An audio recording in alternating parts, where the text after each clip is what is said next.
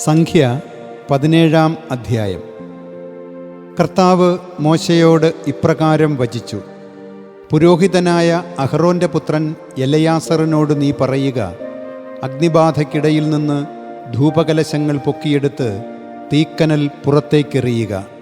എന്തെന്നാൽ അവ വിശുദ്ധമാണ്, അതായത് ഈ പാപികളുടെ ധൂപകലശങ്ങൾ തന്നെ. അവ അവരുടെ ജീവനെതിരായിരുന്നു. എന്നാൽ അവ കർത്തൃസന്നിധിയിൽ അവർ അർപ്പിച്ചതിനാലും വിശുദ്ധമായതിനാലും അവ അടിച്ചുപരത്തി ബലിപീഠത്തിന് ഒരു ആവരണമാക്കണം. അങ്ങനെ അത് ഇസ്രായേല്യർക്ക് ഒരടയാളമായിരിക്കും.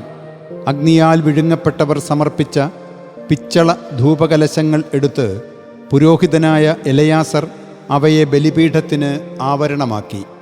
കർത്താവ് മോശ വഴി അവനോട് പ്രസ്താവിച്ചതുപോലെ അഹറോൻ്റെ തന്നെ സന്തതിയിൽ നിന്നല്ലാത്ത ഒരന്യൻ കർത്തൃസന്നിധിയിൽ ധൂപമർപ്പിക്കാൻ സമീപിക്കാതിരിക്കാനും കോറഹിനെപ്പോലെയും അവൻ്റെ കൂട്ടരെപ്പോലെയും ആകാതിരിക്കാനും ഇസ്രായേല്യർക്ക് സ്മാരകമായാണിത്.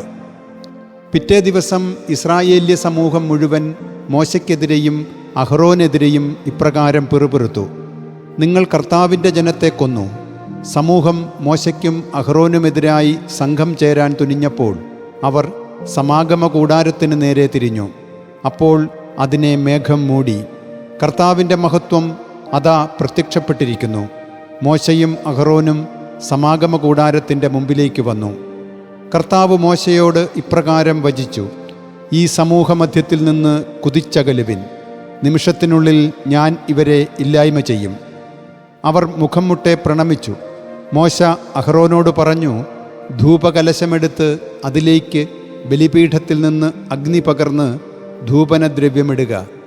സമൂഹത്തിൻ്റെ അടുത്തേക്ക് തിടുക്കത്തിൽ ചെന്ന് അവരെ പ്രതി പരിഹാരമനുഷ്ഠിക്കുക.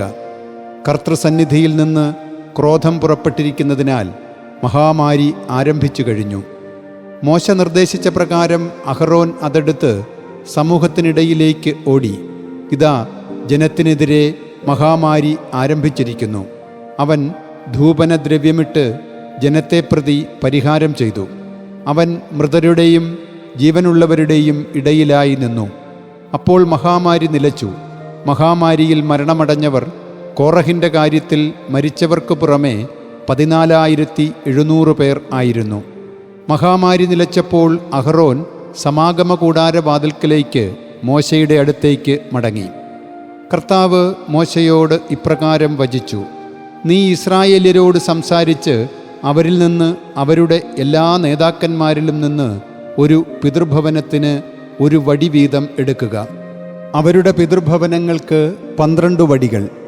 ഓരോ വ്യക്തിയുടെയും പേര് അവനവൻ്റെ വടിയിൽ എഴുതണം. ലേവിയുടെ വടിയിൽ നീ അഹറോൻ്റെ പേരെഴുതണം. അങ്ങനെ ഓരോരുത്തരുടെയും പിതൃഭവനത്തലവന് ഒരു വടി. അവ സമാഗമ കൂടാരത്തിൽ ഞാൻ നിങ്ങളുമായി സമാഗമിക്കുന്ന സാക്ഷ്യത്തിന് മുമ്പിൽ നീ ചാരി വയ്ക്കണം. ഞാൻ തിരഞ്ഞെടുക്കുന്ന ആളാരോ അവൻ്റെ വടി തളിർത്തിരിക്കും.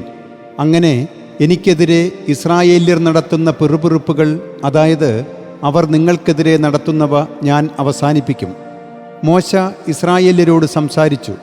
തങ്ങളുടെ പിതൃഭവനങ്ങൾക്ക് വേണ്ടി നേതാക്കന്മാരെല്ലാവരും ഓരോ നേതാവിനും ഓരോ വടി വീതം 12 വടികൾ അവൻ കൊടുത്തു. അഹറോൻ്റെ വടി അവരുടെ വടികളുടെ ഇടയിൽ ഉണ്ടായിരുന്നു. മോശ സാക്ഷ്യകൂടാരത്തിൽ കർത്തൃസന്നിധിയിൽ വടികൾ ചാരിവെച്ചു. പിറ്റേ ദിവസം മോശ സാക്ഷ്യപേടകത്തിങ്കലേക്ക് ചെന്നപ്പോൾ ഇതാ, ലേവി ഭവനത്തിനു വേണ്ടിയുള്ള അഹറോൻ്റെ വടി തളർത്തിരിക്കുന്നു. മുളപൊട്ടി പൂവിരിഞ്ഞ് ബദാം പഴങ്ങൾ പാകമായിരിക്കുന്നു. മോശ വടികളെല്ലാം ഇസ്രായേല്യർ മുഴുവൻ്റെയും അടുത്തേക്ക് കർത്തൃസന്നിധിയിൽ നിന്ന് പുറത്തു കൊണ്ടുവന്നു. ഓരോരുത്തനും അവനവൻ്റെ വടി നോക്കിയെടുത്തു. കർത്താവ് മോശയോട് അരുൾ ചെയ്തു: കലഹക്കാർക്ക് ഒരടയാളമായി സൂക്ഷിക്കുന്നതിനു വേണ്ടി അഹറോൻ്റെ വടി സാക്ഷ്യത്തിനു മുമ്പിൽ നീ തിരികെ വയ്ക്കുക. അങ്ങനെ എനിക്കെതിരെയുള്ള അവരുടെ പിറുപിറുപ്പുകൾ അവസാനിക്കുകയും അവർ മരിക്കാതിരിക്കുകയും ചെയ്യട്ടെ. എങ്ങനെ പ്രവർത്തിക്കണമെന്ന് കർത്താവ് മോശയോട് കൽപ്പിച്ചുവോ അങ്ങനെ തന്നെ അവൻ പ്രവർത്തിച്ചു. ഇസ്രായേല്യർ മോശയോട് ഇപ്രകാരം പറഞ്ഞു: ഞങ്ങളിതാ മരിക്കുന്നു, നശിക്കുന്നു. ഞങ്ങളെല്ലാവരും നശിച്ചുകൊണ്ടിരിക്കുന്നു. അടുത്തുവരുന്ന എല്ലാവരും കർത്താവിൻ്റെ ആലയത്തെ സമീപിക്കുന്നവർ മരിക്കുന്നു, ഞങ്ങൾ നശിച്ചൊടുങ്ങണമെന്നാണോ?